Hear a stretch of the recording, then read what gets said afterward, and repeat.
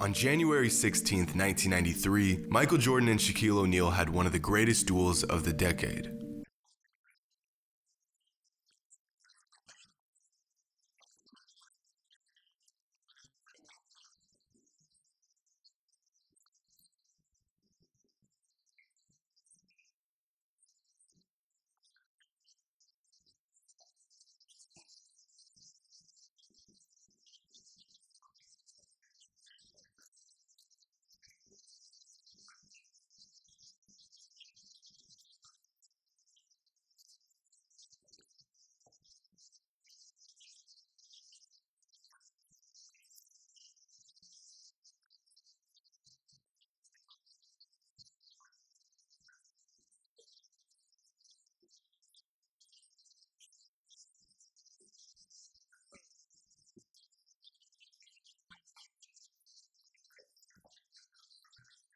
In a back-and-forth battle that went into overtime, Jordan dropped 64 points and Shaq had a 30-20 game with 5 blocks. The Magic, a brand new franchise that finished with just 21 wins in the previous season, defeated the reigning NBA champs.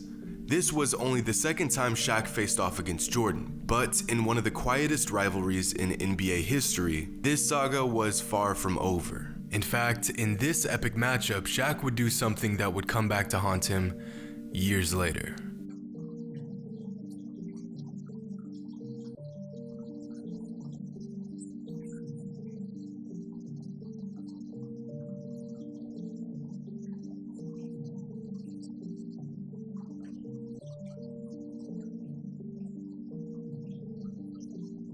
I can't let him dunk on me.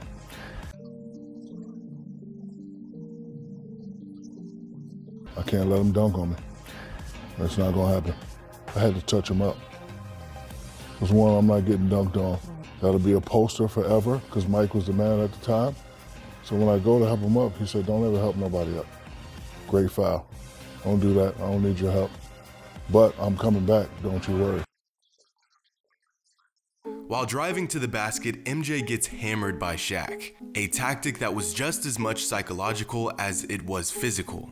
Ever since Shaquille O'Neal stepped onto a basketball court, his message was to prove he was bigger and stronger than everyone else. That no matter how hard you came at him, he would come back 10 times harder.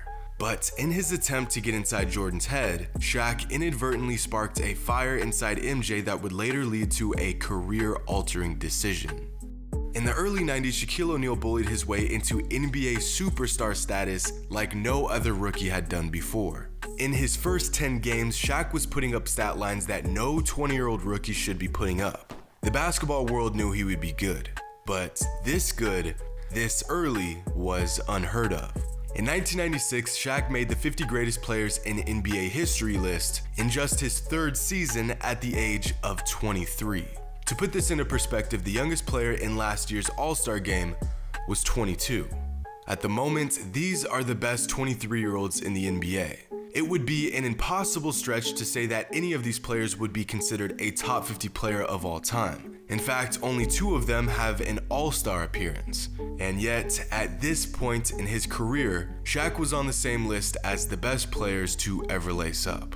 But no matter how incredible Shaq was, as long as Jordan was in the league, he would be an afterthought in regards to the best player in the NBA. The conversation is always Kobe versus Michael, but while Kobe was trying to earn a spot on his high school's varsity team, Shaq was busy trying to dethrone a prime Michael Jordan. And after losing again and again and again, Shaquille O'Neal actually succeeded.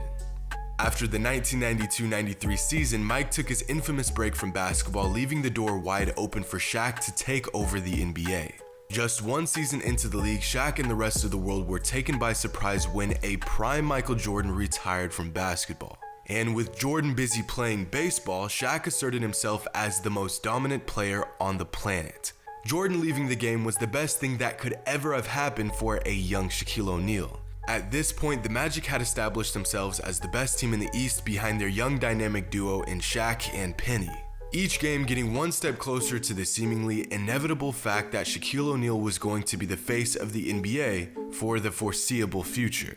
In the next 2 seasons, Shaq had turned a failing franchise into an NBA powerhouse. from 21 wins to 57 wins in just 3 seasons, topping the East in 1995. Averaging 27, 13, and 3 while earning 2 All-NBA team selections, a Rookie of the Year award, and a scoring title at just 22 years old. This was his time. He had the team, he had the talent, and Mike had vacated his #1 spot. How could you possibly stop a 7-foot 1-inch, 300-pound freak of nature? You wanted to get away from the media. They had no more challenges. Less than 2 years, you're back. Just at the moment Shaq thought he was free from Jordan's reign, Michael decided maybe basketball was a sport after all, and returned to the game in the spring of 1995. And that fast track to the NBA Finals just took a detour for Shaq and the Magic. But the last time Michael played Shaq, the Magic weren't even a playoff team.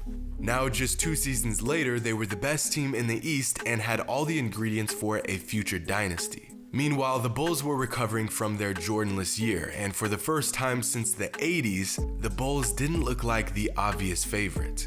In the 1995 NBA playoffs, 2 years after their last matchup, Shaq would finally get his chance to officially snatch the torch from Jordan. And he did just that. Big guy gets it there.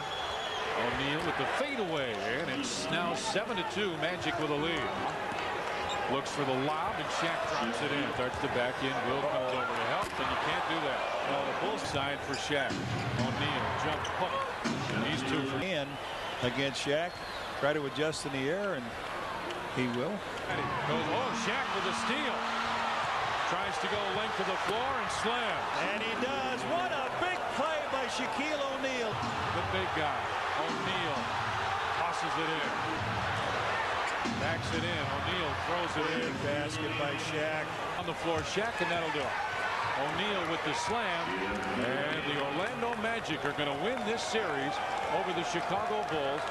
The Orlando Magic here come into the United Center in Chicago and defeat the Chicago Bulls.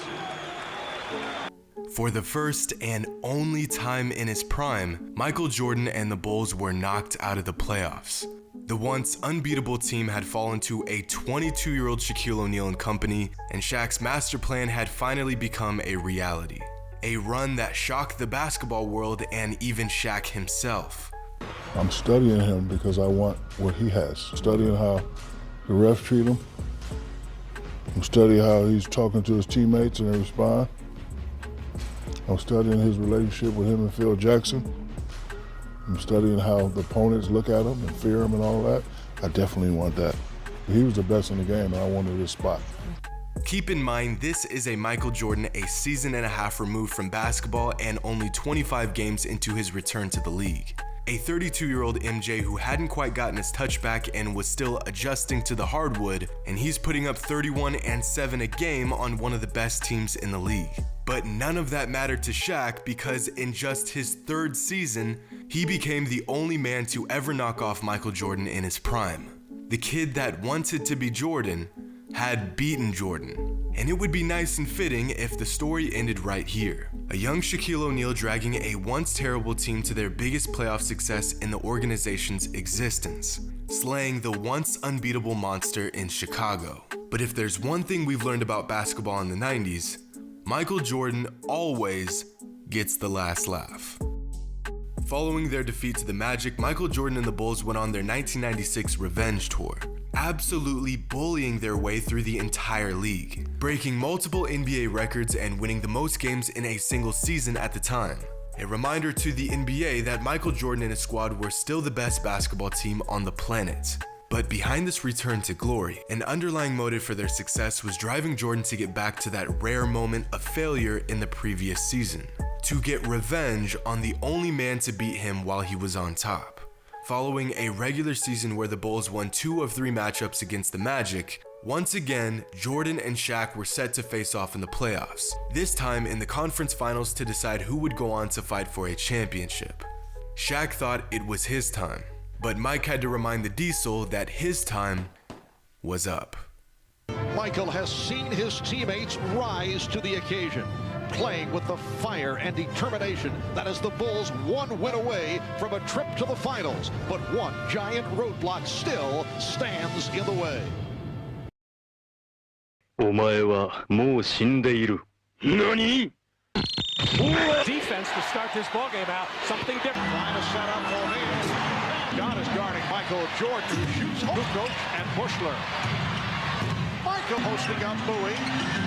And Jordan with the rebound. Bowie with the rebound. Stolen by O'Neal with Jordan. Gone by in the third. Nice move by Utah. Jordan. Doesn't get an opportunity here. There's the hard spinning. Yeah. Anyway, gave him the middle. Jordan operating against Bowie. Yes. Jordan to the fade at 6. Jordan getting trailed most of the way. Jordan. Chicago. Jordan for 3. Michael Jordan with the pull-up. Yes. 45 points. After losing to the Magic in the season prior, the Bulls went on to sweep them in the 1996 Eastern Conference Finals, including a 38-point blowout in Game 1 and holding the Magic to just 67 points in Game 3.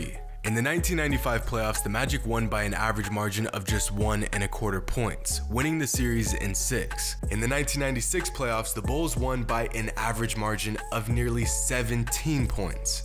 A beatdown of historic proportions. To put this series into perspective, the 2017 Warriors had one of the most dominating runs in NBA playoff history, going 16-1 on their path to a championship. In the finals, they nearly swept the Cavs, winning by an average margin of just 8.5 points. Jordan and the Bulls didn't just beat the Magic, they absolutely buried them in their own building. But despite getting swept, Shaq still held his own, putting up numbers that make you wonder how such a great player on a 60-win team could get walked like this. Oh, yeah. They were playing the best player to ever touch a basketball on the best team in league history. But Jordan's beatdown on Shaq doesn't end there. See, from 1992 to 1996, the Orlando Magic were quickly becoming one of the best teams in the league, getting better every single season. They had a prime Shaq, a prime Penny Hardaway, a borderline all-star in Nick Anderson, and a 3-time champion in Horace Grant. The most lethal offense in the NBA, and they were fresh off of a finals appearance. They had all the tools to make a run at a championship for several seasons. But, of course, this never happened. Despite finding success in Orlando, Shaq took his talents to LA, and of course, the rest is history. But one of the biggest what-ifs of 90s NBA is the Shaq and Penny duo. The idea of Shaquille O'Neal taking a new, underwhelming franchise to the promised land and rising up as the new face of the league. Now, there are several reasons as to why Shaq left the Magic, but one that is rarely addressed was his virtually unspoken rivalry with Michael Jordan. Was Shaq dodging Michael Jordan? Well, I wouldn't go that far. But the Diesel was, without a doubt, shaken up by MJ and the Bulls. His ego was hurt, and he knew that as long as he was in the East, and as long as Jordan was playing basketball, he would never be the guy. But in hindsight, Shaquille O'Neal's shortcomings at the hands of Michael Jordan were actually a blessing in disguise for his career. Because after going toe-to-toe with MJ, every other player, every other team was, in Shaq's words, barbecue chicken. Mike is the guy that taught me how to go to the next level. Walking off the court, Mike grabs me and says, before you succeed, you must first learn to fail. And that helped me out when I made the move to LA and kept failing, and it came to the point where we got to win. Because that's how I became who I am today. So, although we can thank Michael Jordan for dismantling this team and stripping us from the most lethal young duo of the 90s, we can also thank MJ for running Shaq out of Orlando and giving us this. Some rivalries have been cemented in history books because of the impact they had on the game. Others were so subtle that they virtually went undetected. With MJ out of the picture, a young Shaquille O'Neal thought he had the league on lock, that the throne was his for the taking. But Michael Jordan gave him a harsh reminder that the crown wasn't his quite yet. Hope you guys enjoyed, and as always, until next time.